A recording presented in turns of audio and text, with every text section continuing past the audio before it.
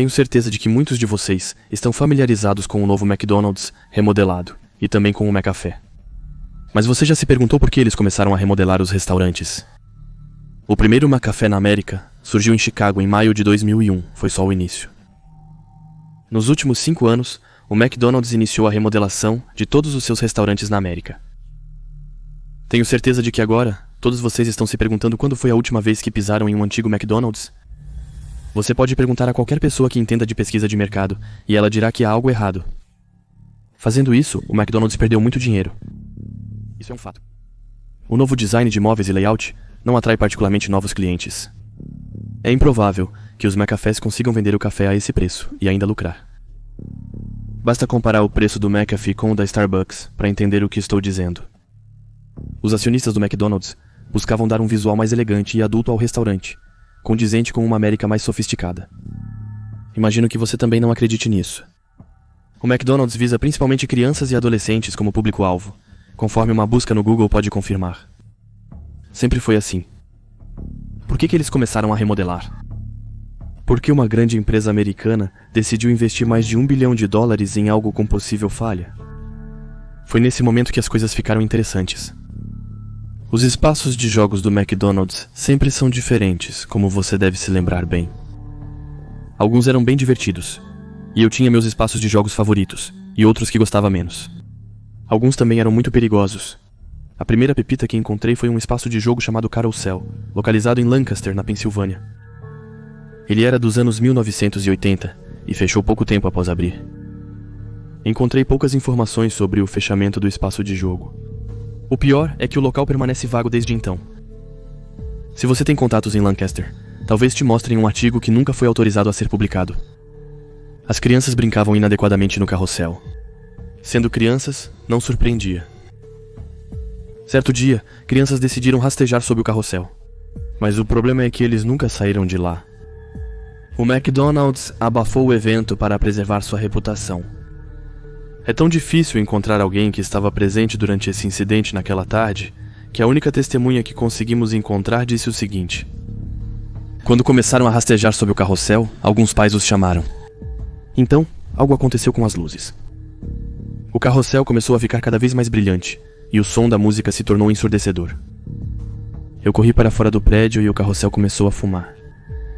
Mas ao olhar pela janela novamente, para checar as crianças e os funcionários, vi os funcionários parados calmamente atrás das caixas.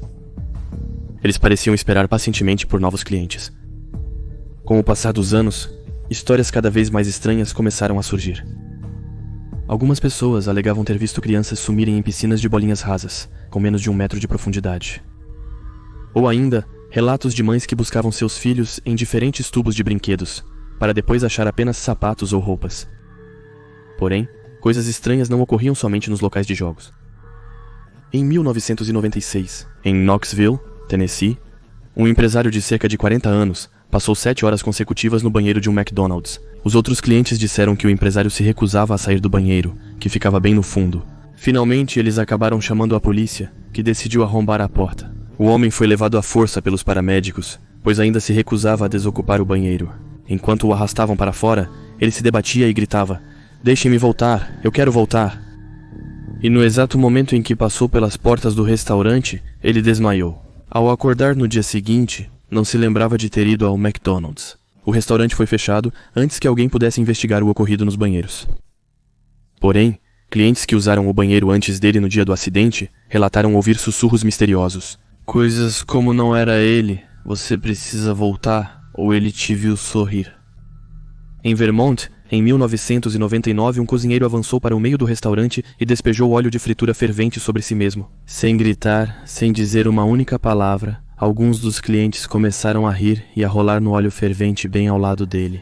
Todos foram levados às pressas para o hospital de Grandes Queimados, os sobreviventes, mas ele sempre se recusou a testemunhar. Mas não podemos acusá-lo de má vontade.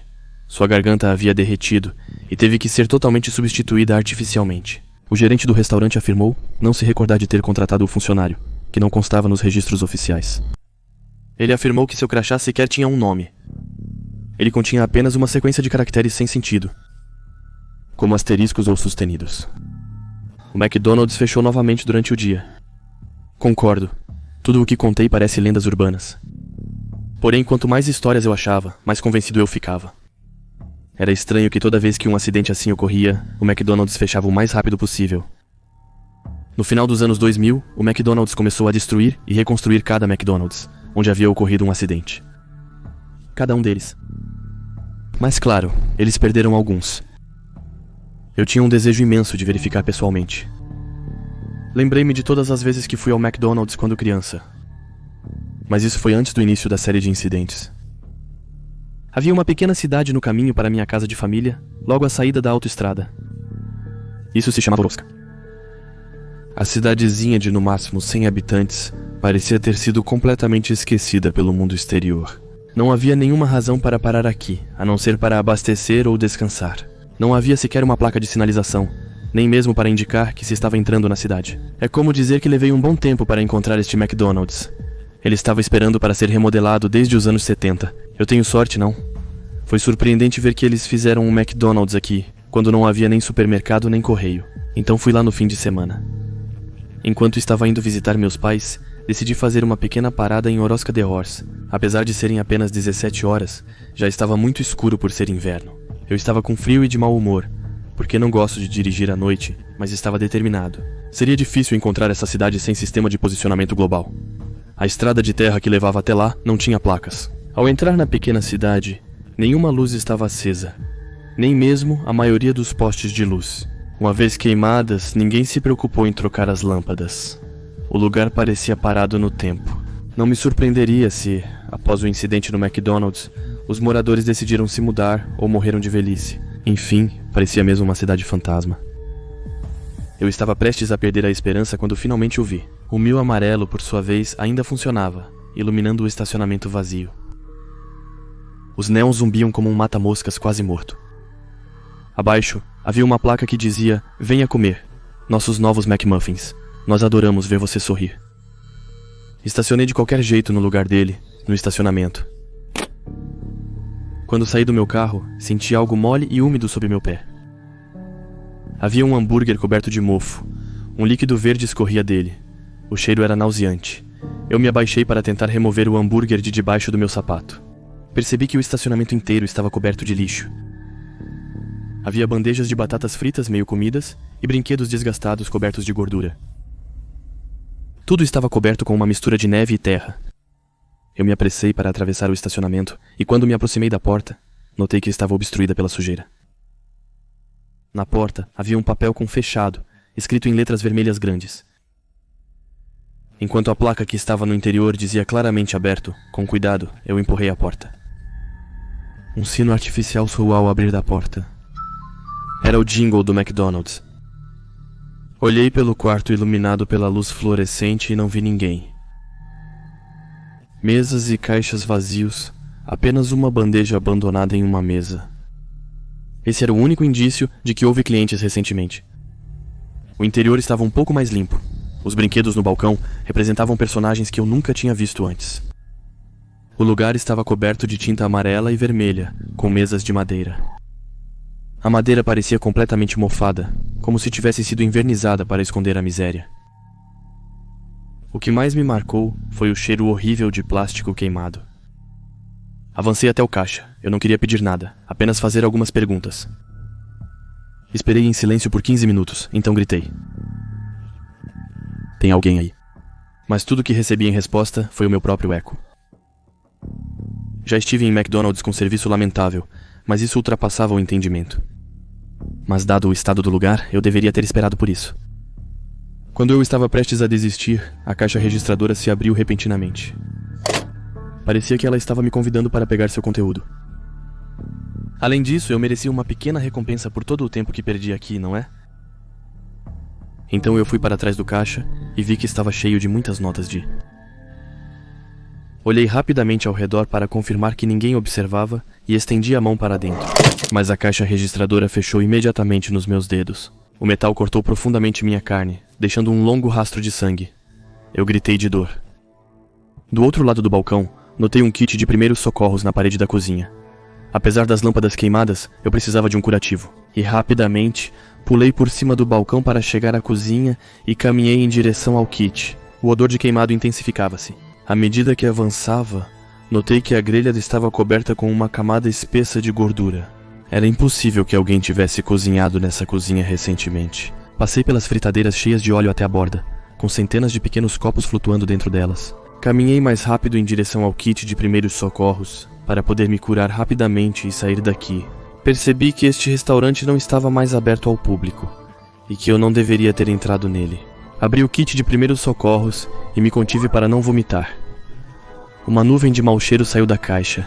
O interior dela estava cheio do mesmo líquido nojento e verde que tinha saído do hambúrguer em que eu havia pisado no estacionamento. Comecei a tossir e imediatamente coloquei a mão na frente da boca para me conter de vomitar. O mesmo som de sino que eu tinha ouvido depois de passar pela entrada soou novamente atrás de mim. Eu congelei, tentando me tranquilizar, dizendo a mim mesmo que o sino deve estar com defeito. Olhei para trás e notei que tudo parecia mais distante. Talvez eu estivesse desorientado pela perda de sangue e pelo horrível cheiro que vinha da cozinha. Abaixei os olhos para olhar minha mão e ver o estado do meu ferimento, e arregalei os olhos. Não havia nenhuma ferida na minha mão. Corri em direção ao balcão totalmente em pânico, quando algo debaixo do forno agarrou meu pé e me fez cair. Meus olhos começaram a se acostumar com a penumbra, e pude ver uma silhueta aparecer. Havia alguém debaixo do forno. Perguntei se a pessoa precisava de ajuda e se estava ferida. Então, eu peguei sua mão e puxei para tentar tirá-la de debaixo do forno. Mas lá, tudo o que saiu foi metade de um corpo em decomposição.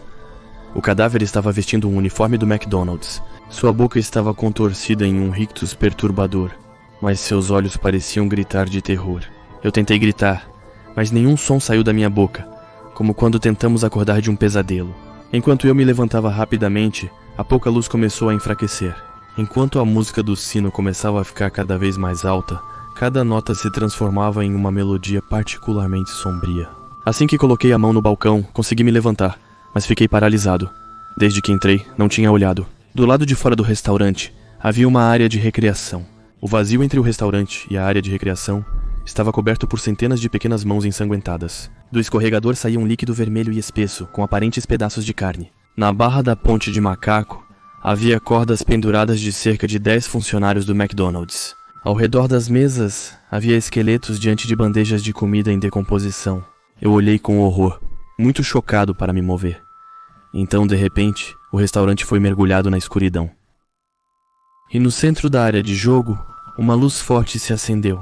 Foi aí que notei uma piscina de bolinhas tão cheia que mal conseguia conter tudo. E também era de lá que vinha o cheiro de plástico queimado, pois o calor da luz era muito forte. Estava derretendo as bolinhas. Elas começaram a se mover e transbordar da borda, e notei que havia algo se movendo por dentro. Eu realmente queria correr, mas meu corpo se recusava a me obedecer.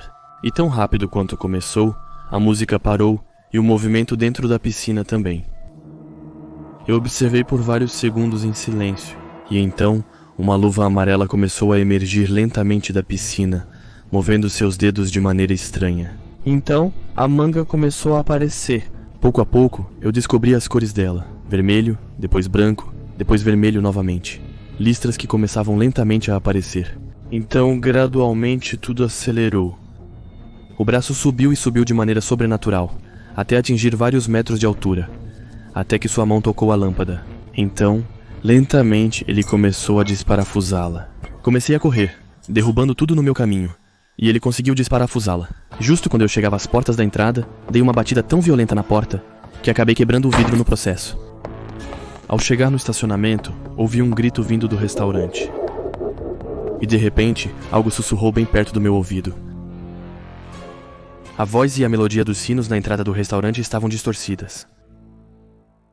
Ela me disse: "Volte logo. Eu gostaria de ver você sorrir." Nunca contei a ninguém sobre aquela noite. Dias depois, vi uma notícia online informando que um grande incêndio devastou completamente a cidade de Oroska. Eu não sei se era para esconder evidências ou algo do tipo, mas uma coisa é certa: eu não tinha a intenção de voltar lá para descobrir. Compartilho essa história com você hoje, não por desejar descobrir mais. Eu estou compartilhando apenas para alertar o máximo de pessoas possível. Não estou dizendo para evitar os novos McDonald's e seus Big Macs ou McFlurries, mas se você ver um dos antigos, não vá. Eu preciso parar de falar agora e tomar meus analgésicos. Minha mão está coçando cada vez mais, mas o que realmente me machuca é minha mandíbula. Eu me lembro das palavras que ele sussurrou no meu ouvido. Eu não sei o que ele fez comigo, mas está funcionando. Minha mandíbula está se contorcendo cada vez mais, em um sorriso forçado que eu não consigo controlar.